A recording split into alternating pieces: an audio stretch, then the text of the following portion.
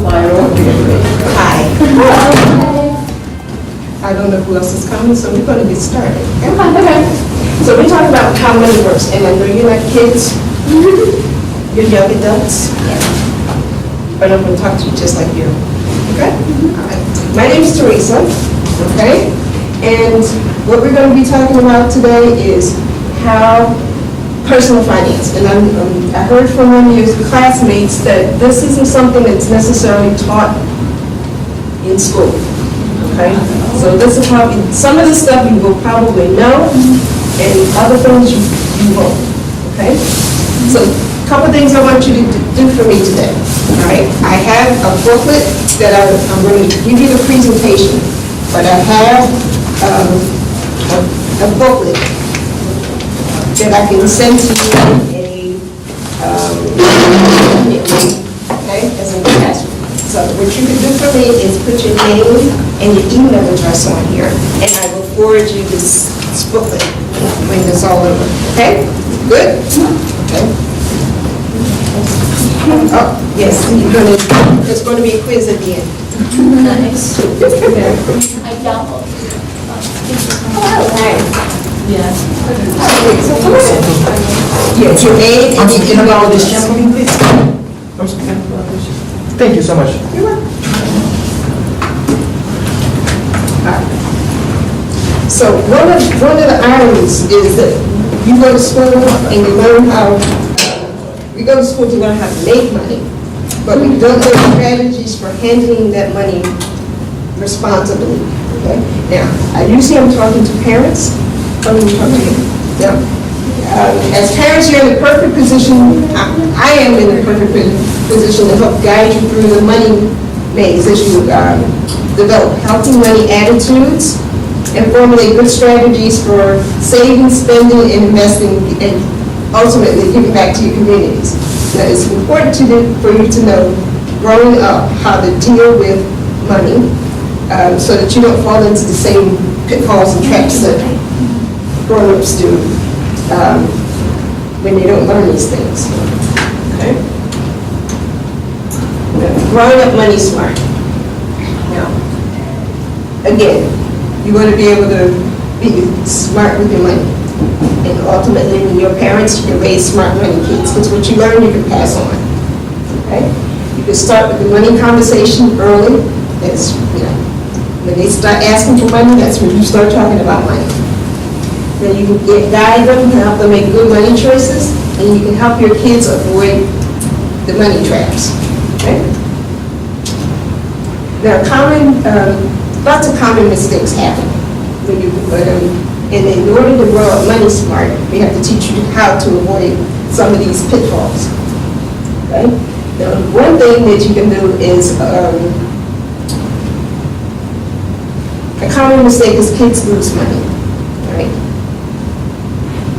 What you could do to a smart money fix is to dole it out in smaller amounts, or don't carry as much. Only carry the cash that you need for what you need. After that, you can go get more. But instead of carrying all of your cash, you take a chance on losing it somewhere. You can't replace that. Once it's gone, it's gone. Okay? Borrowing money. Now, this is probably a subject that you probably don't want to hear about. But as parents, when we loan you money, we should teach you to have the expectation of paying it back. Okay? It'll also reinforce the idea that money's not free. It doesn't just fall off a tree. Right? Inappropriate purchases. Now, this is the things that your parents will say to you. There may be unsafe, uncalculated, not necessarily good for you, but you want it because you're a kid, and kids want what they want. Now, greed and miserliness, we understand that. Okay? We help you understand how rewarding sharing wealth can be with others. When you give somebody something, they're happy, but you get such a feeling of accomplishment. You get more back than the money that you've given away. You give to your favorite charity, or a charity that's important to you, so that they can continue doing the things that they need to do. You've helped somebody. You can't buy that. Right? and credit card debt. What grade are you all in? You're a freshman? Okay. Seniors? On your way to college? Okay. Number one, have you all decided which colleges you're going to?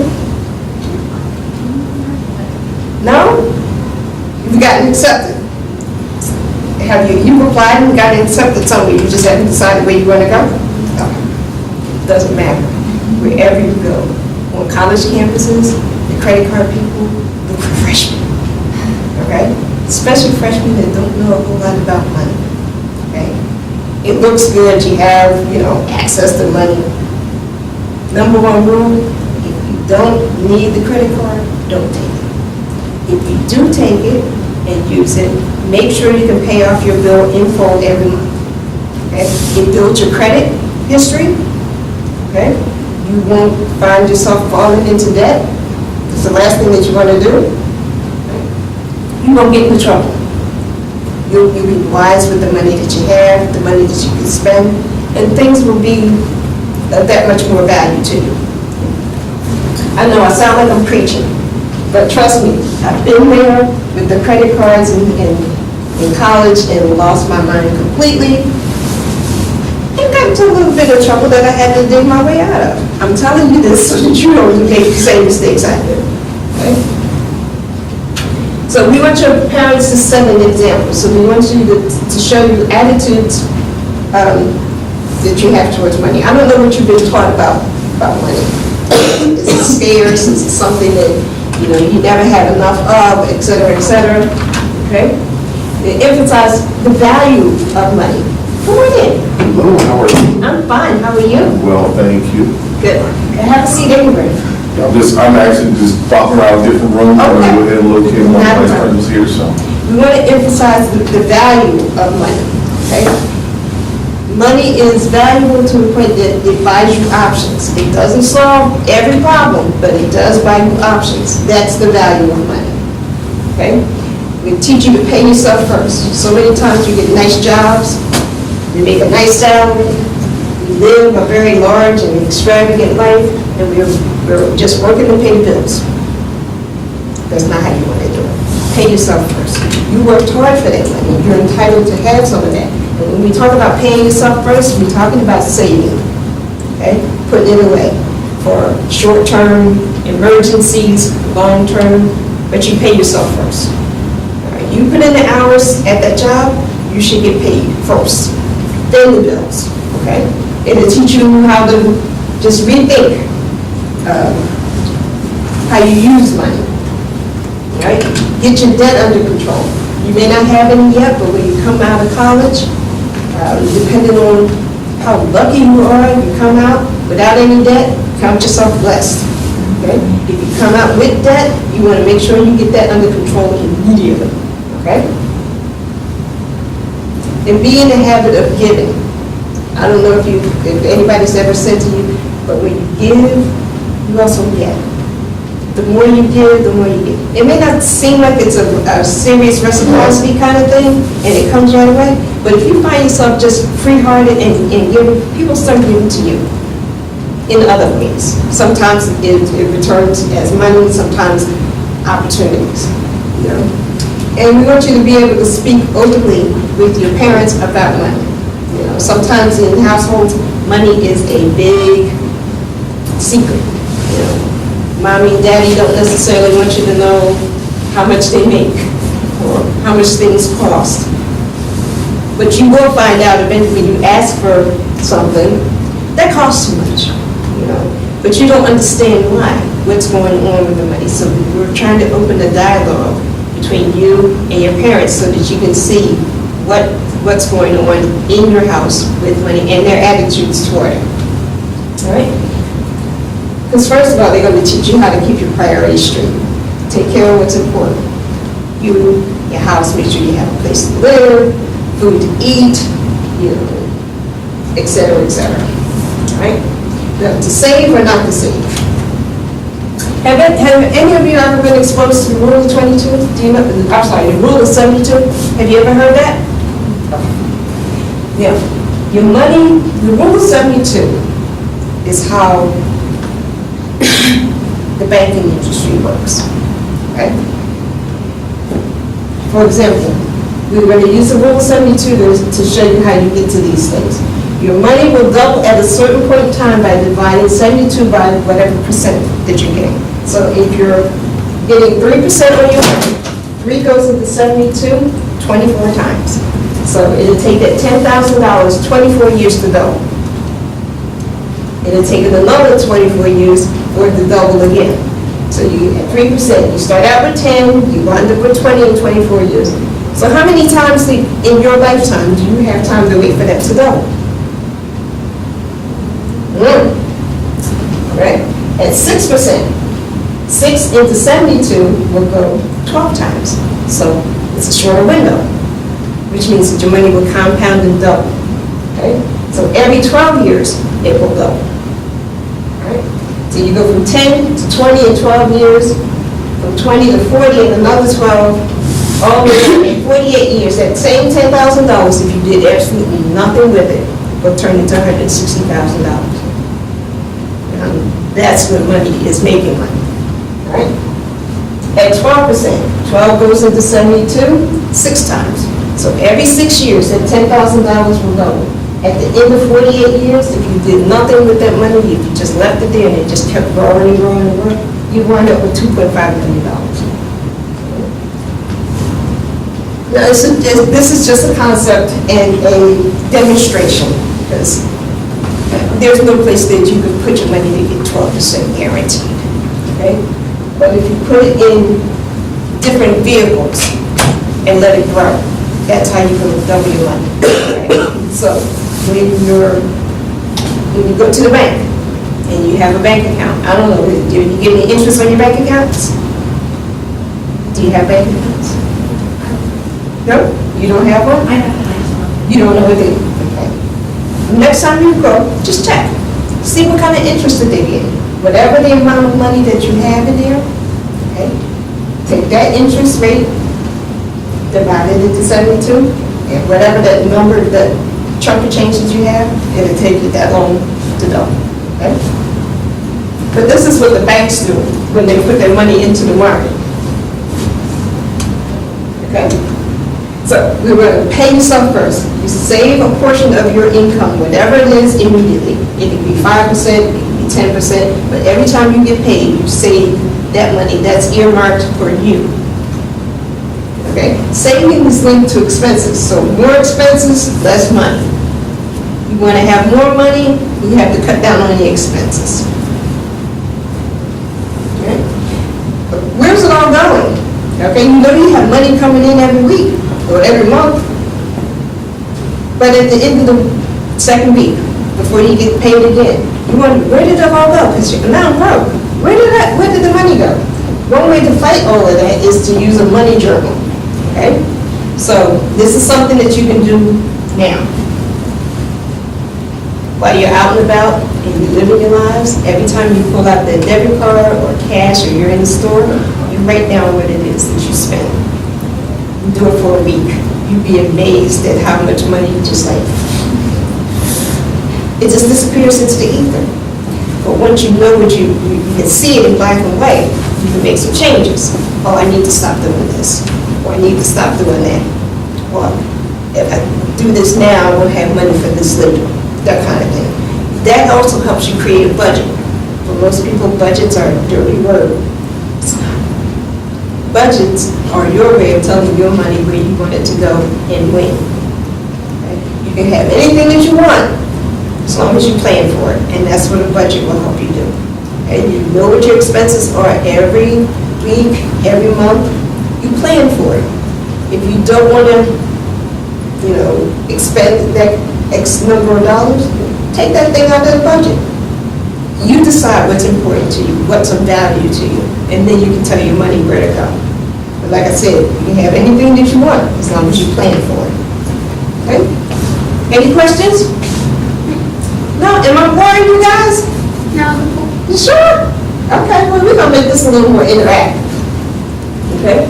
Coupons, flyers. Anybody likes to use coupons? No?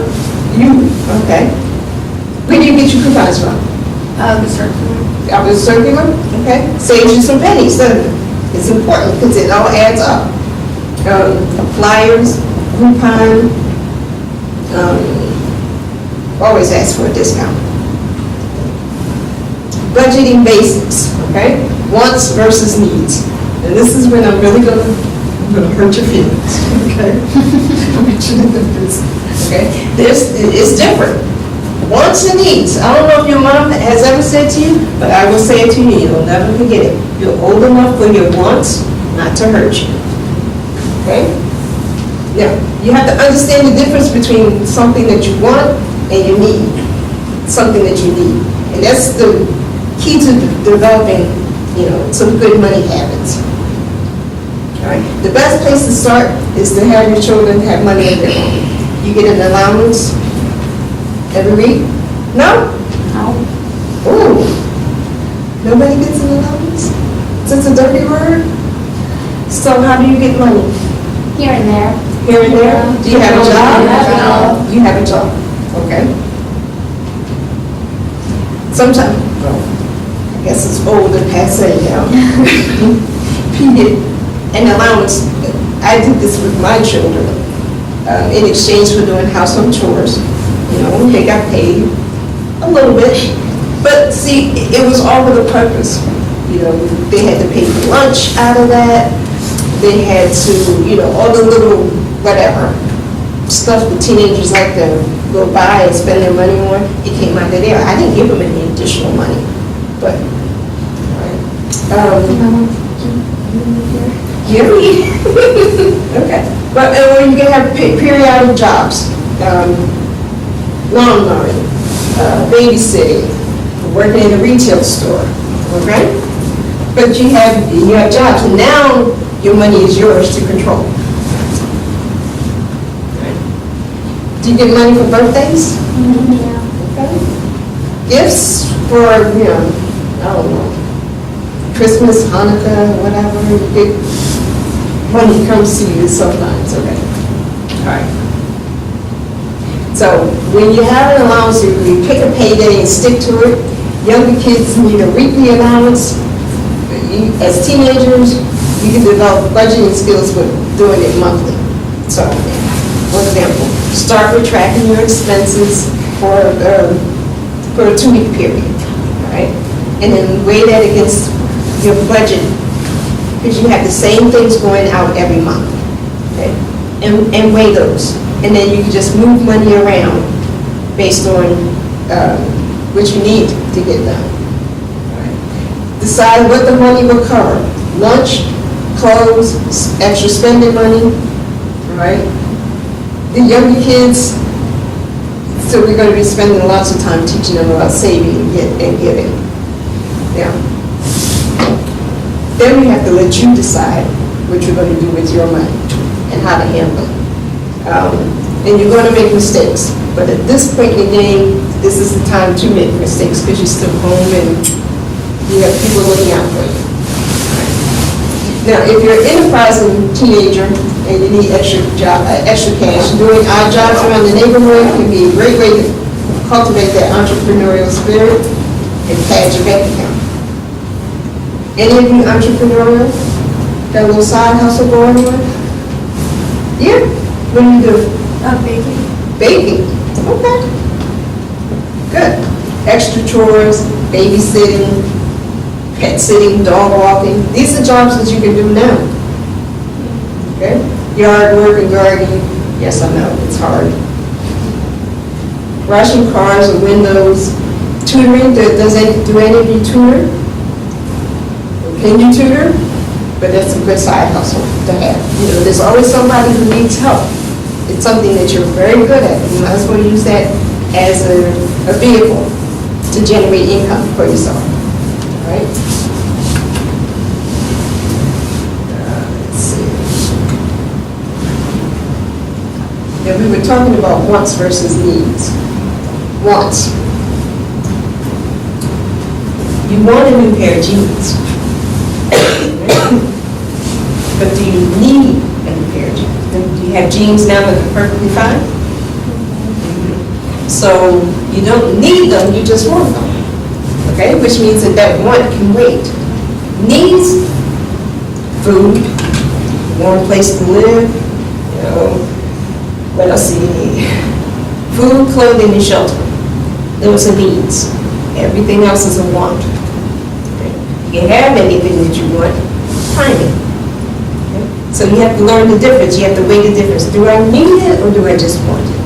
You know, a new CD, do I want it or do I need it?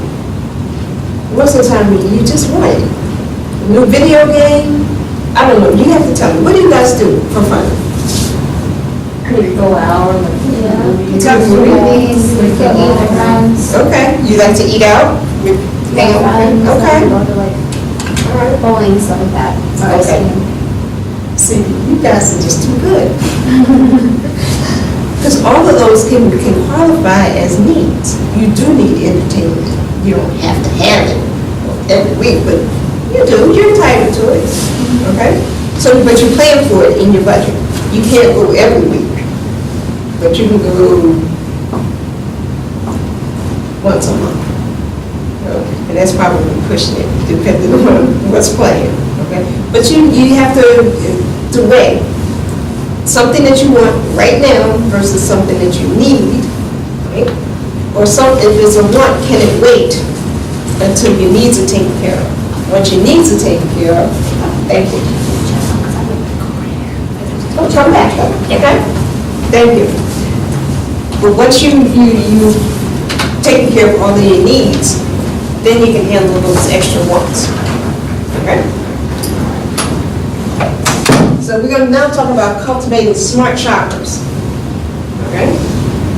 It pays to comparison shop. So you have brand name stuff versus generic. Sometimes the generic is just as good, but it's not as pretty, okay? Superior brand cake mix, 16 ounces for $2.24 or 14 cents an ounce, okay? Now the generic cake mix, which you can't tell the difference except for what it looks like on the box, right? Same 16 ounces is $1.60 and it's 10 cents per ounce. Which is the better buy? Generic. The generic, okay? Especially if, once you open that package, you can't tell the difference between the brand, because with the brand, you're paying for a name in addition to it.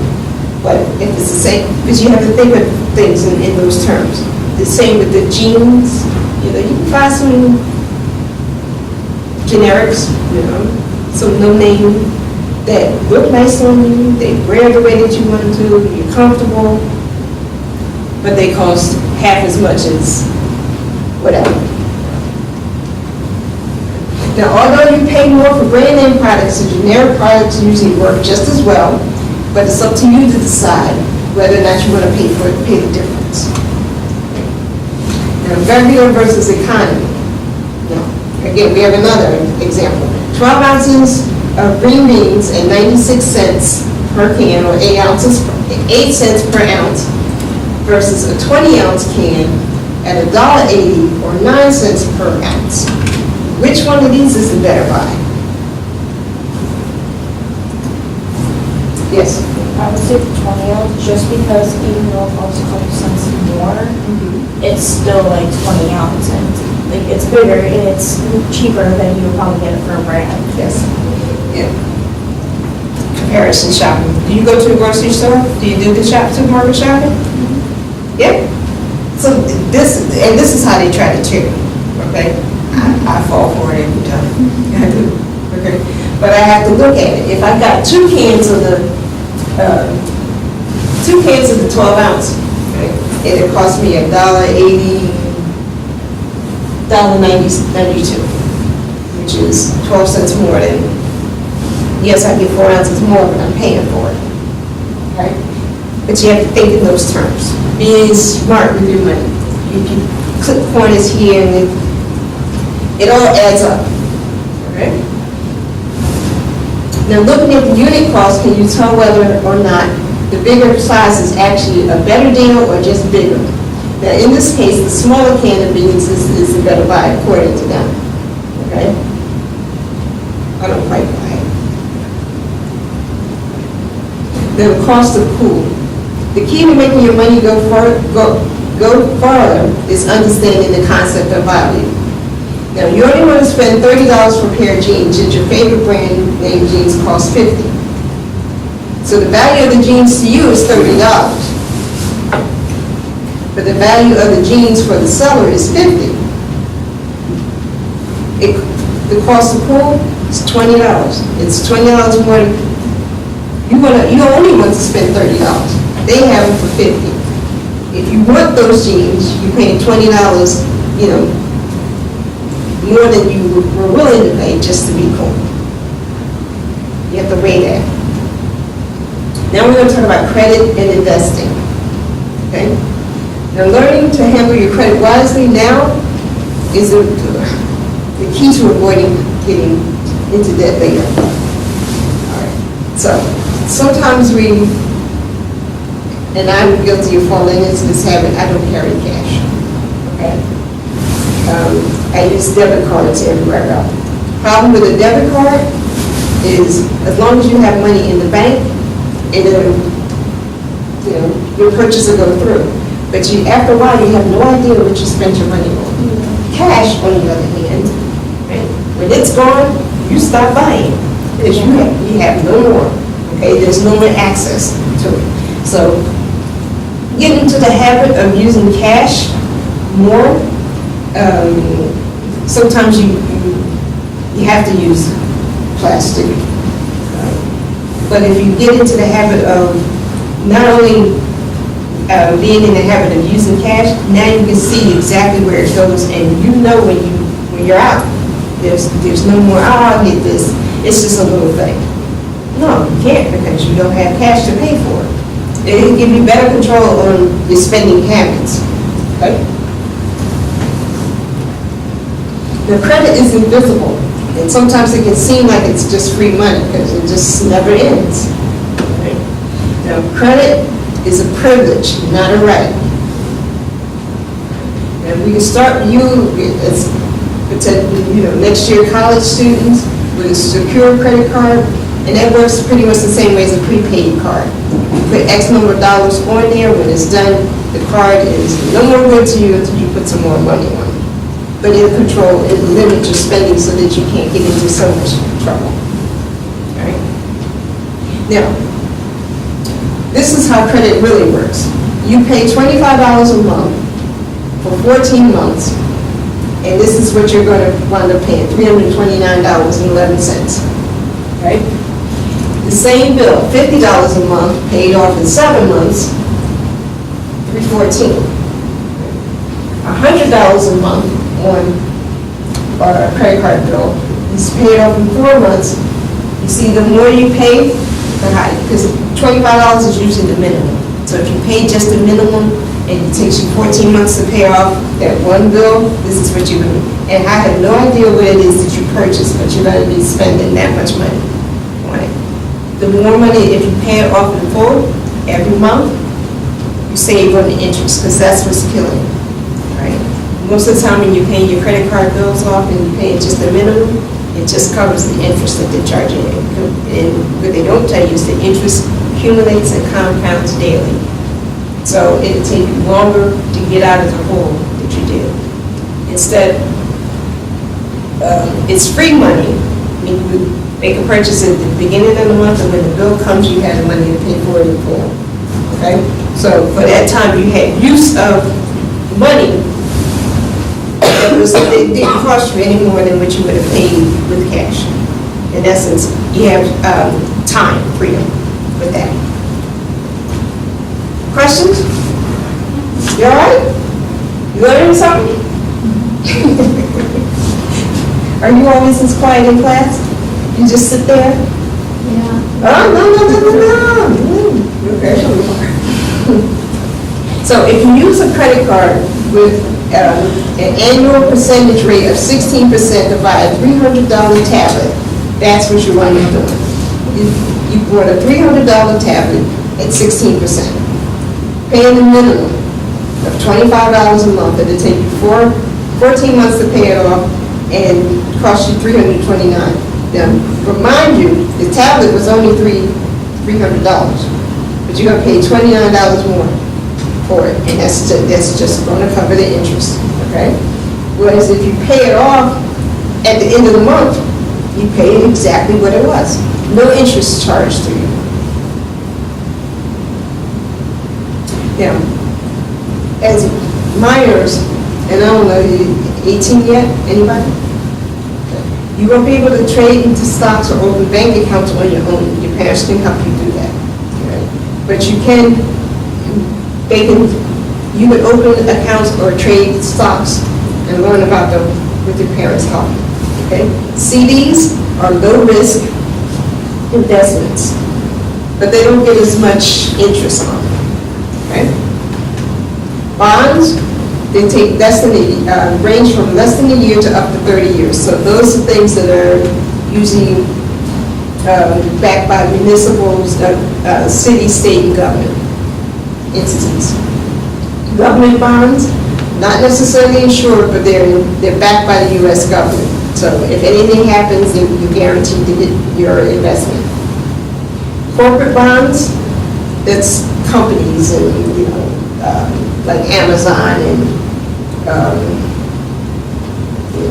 Coca-Cola, companies that are trading on the stock exchange. Those are big corporations. You can buy those. They're less safe because the market ups and down. It depends on how profitable the companies are, and they usually pay higher interest rates. But yeah, mutual funds are professionally managed pools of money. And that's where most people will put their money. So you pull it together. It's spread out. You ever heard the phrase, don't put all your eggs in one basket? That's what a mutual fund is.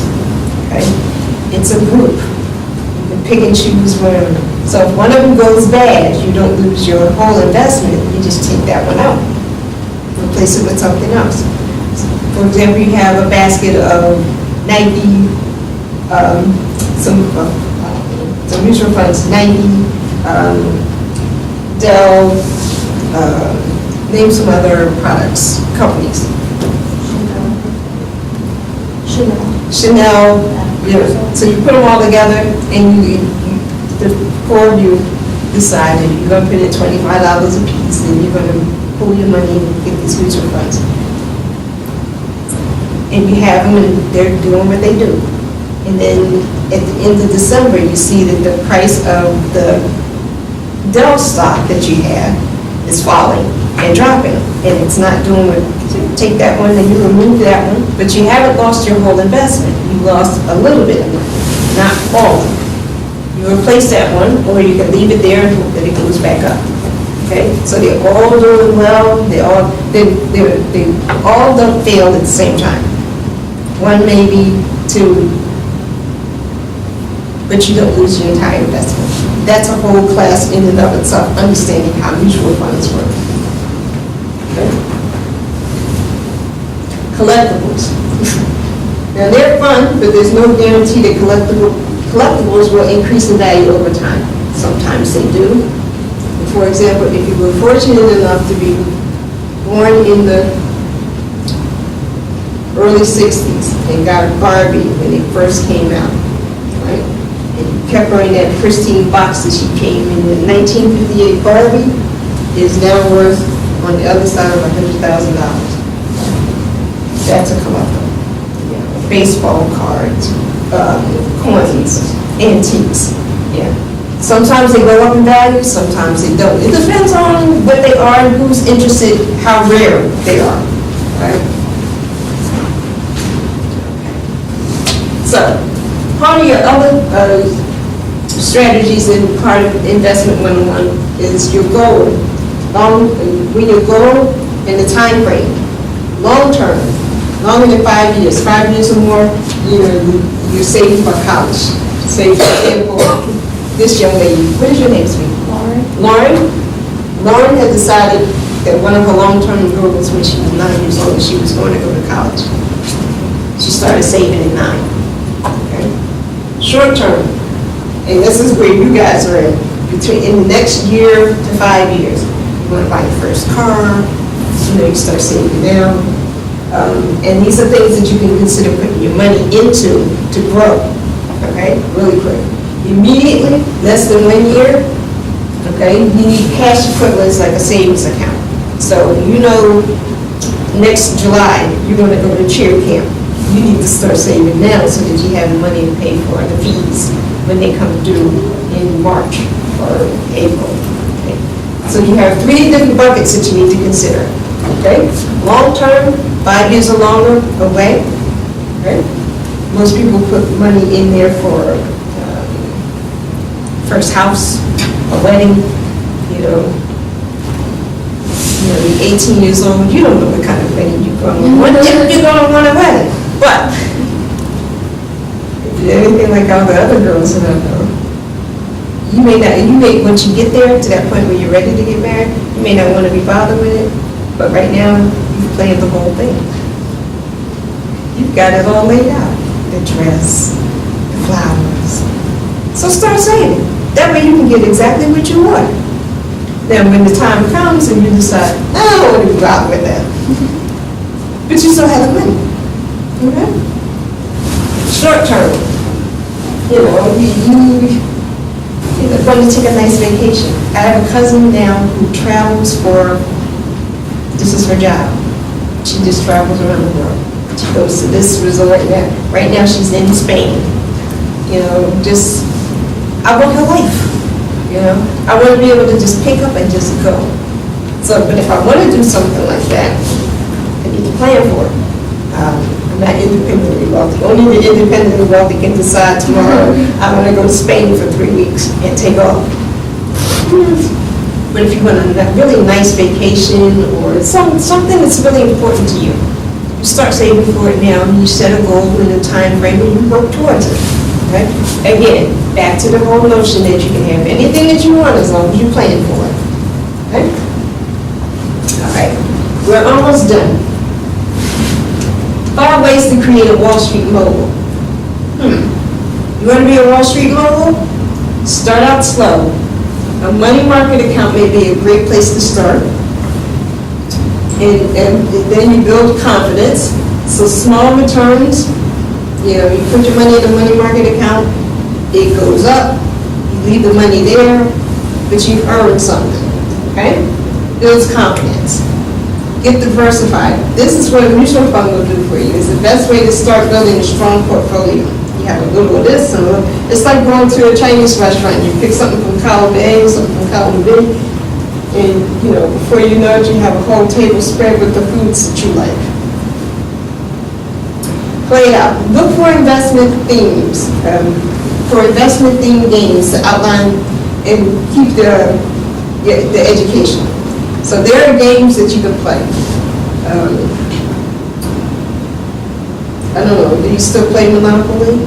There's a video of games that are, I don't have that resource right here at my fingertips, but there are games that you can play online where it's, you're a stockbroker and you're playing with this, but you're learning about it, but it's safe because there's no real money involved. So if you lose it all, okay, but the lessons to be learned, okay? Go professional. Now when you're ready, you can consider getting a minor account set up with a mutual fund broker who will talk to you and walk you through each step, okay? Now you remember the rule of 72?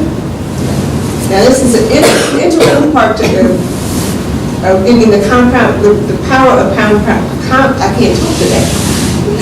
It's an integral part to getting the power of compound interest to work for you. Now, let's say your kids deposit $50 into a savings account at 6%. In year 1, you earn $3 in interest and you get $53. Year 2 is $3.18. Okay? Now, what could you imagine what could happen if you continue to save? That little bit of money over time will continue to grow. Right? Remember this, time is money. So the earlier you start, the smaller the amount is that you have to save. If you start saving at age 10, you save $4 a week, a month, or whatever, it builds up. And you're having time work for you because you have time compounds. At age 12, that say in order to reach your goal, that same $4 when you now need to be $6. Okay? So this is the high cost of waiting. The sooner you begin to save, the greater the growth on your initial investment. So at age 12, you need to save 1.5 times more than you would have at 10, and so on and so on. The longer you wait, that's called the cost of waiting. So if you wait to start saving at 17, now you have to save $48 every month to keep up with what you would have done at 4. Start early. It doesn't matter. A little bit goes a long way.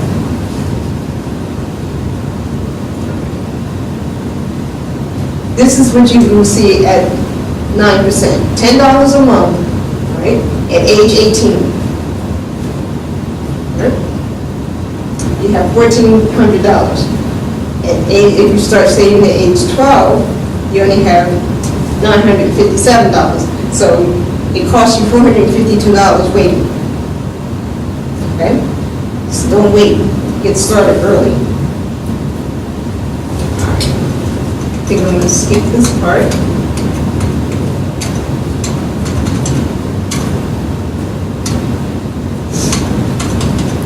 And I'm going to get to your age. Hold on.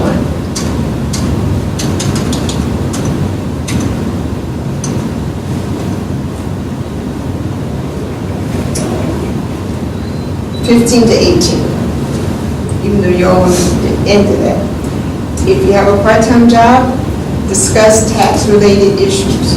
There are things that you can write off your taxes, or you don't pay taxes up to, you have to make a minimum amount of money to pay taxes on. Anything that you earn prior to reaching that threshold, you don't have to pay taxes on. And then there are other things that you can do to shrink your tax costs. I want to encourage you all to save a portion of any paycheck or any money that you get, to save. You don't have to spend every penny. I know it'll be burning a hole in your pocket, but you don't have to spend it all. Save some, okay? Now, the same way that compound interest can work for you, it works against you when you're doing credit card purchases, because it compounds daily and it keeps adding up, okay? And get a budget. You can make it do anything that you want. You can have anything that you want on that budget, but get one. Okay? Any questions? Did you learn something? I don't know. What I will do though, I will take the cards and I will send you a copy of the book called How Money Works for Kids, and one that looks like this. Okay? I have a PDF version of this one. This is for adults. Same information in here, but a few other things. But the kids one, you can share with your parents.